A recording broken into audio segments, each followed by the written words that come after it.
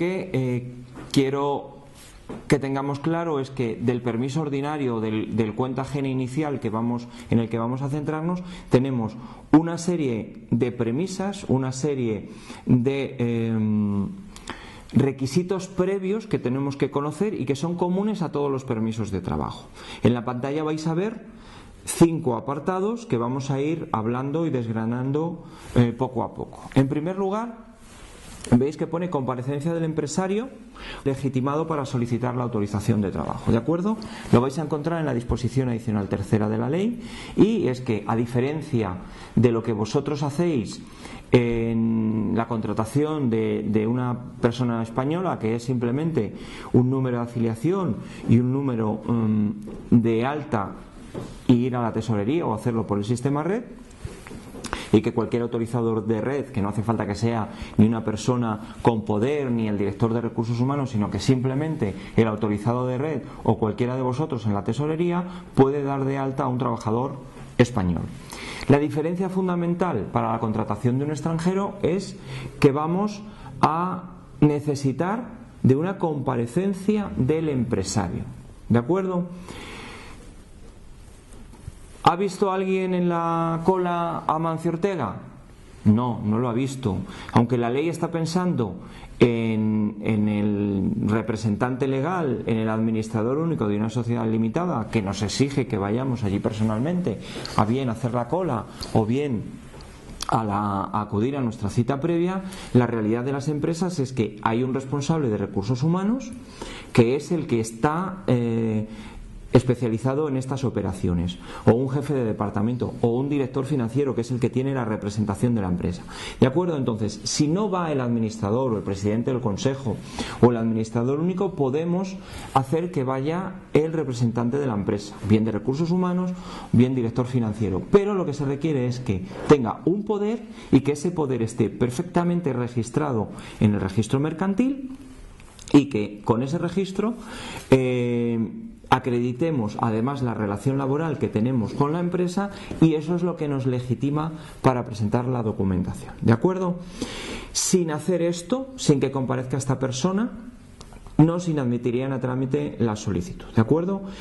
Entonces, esta es una de las cosas que tenemos que saber fundamentalmente: una comparecencia personal del representante legal con poder registrado y, lógicamente, con su DNI, para hacer ese acto formal que nos exige la ley de extranjería. ¿De acuerdo?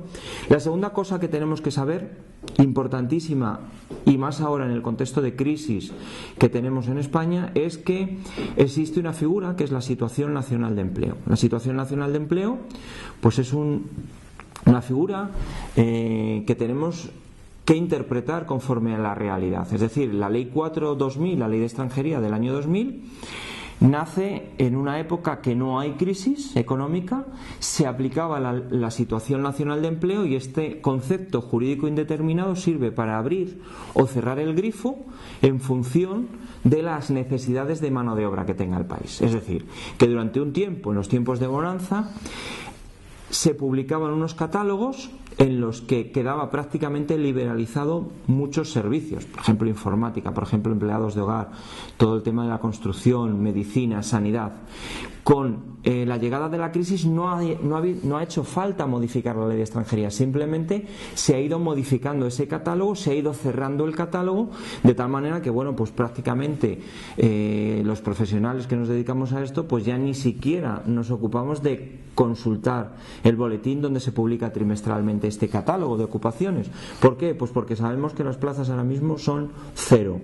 Hay un mecanismo también para poder superar esta Situación Nacional de Empleo. Es decir, si quiero contratar un informático en Madrid y acudo al catálogo y veo que informáticos en Madrid no está liberalizado ese puesto y que tengo que ir a los servicios del INEM a pedir un informático, pues la situación va a ser muy dura, porque las oficinas de empleo, el antiguo INEM, desde el 2010 prácticamente o nos invita a que nos vayamos y que no nos pueden certificar nada, nos explican que hay 6 millones de parados, nos vamos con la frustración de que ese puesto no se va a poder cubrir.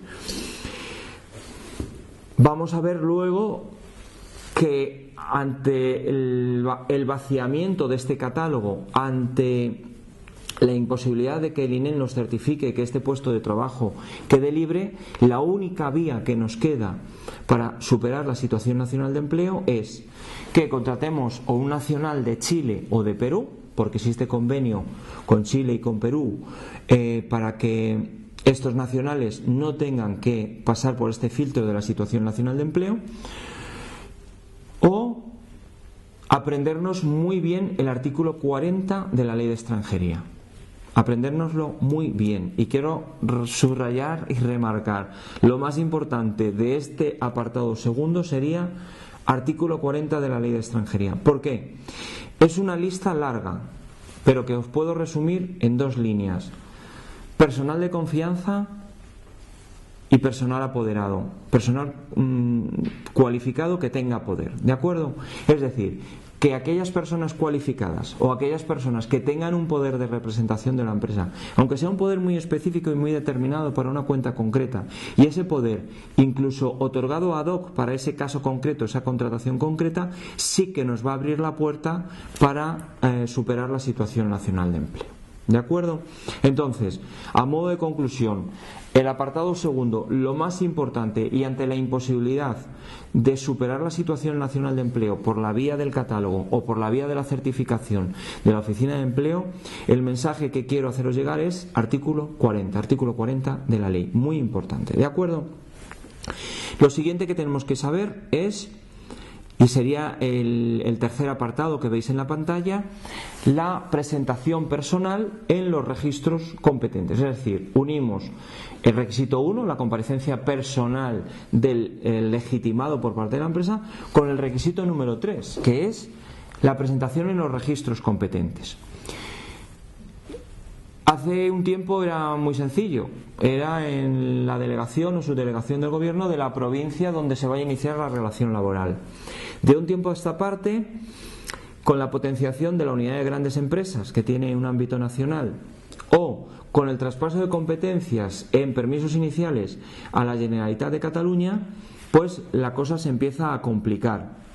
Existe un decreto, existen varias instrucciones, pero básicamente para lo que necesitamos nosotros es: la competencia principal sería delegación o subdelegación de gobierno donde se inicia el procedimiento, es decir, si estamos en Madrid, delegación de gobierno en Madrid, calle Silva; si estamos en Málaga, subdelegación de gobierno de Málaga, subdelegación de gobierno de Almería; si estamos en Barcelona, por ejemplo, sería la oficina de empleo de la Generalitat, la oficina de trabajo de la Generalitat, que sería la que tiene la competencia para iniciar el permiso. ¿De acuerdo?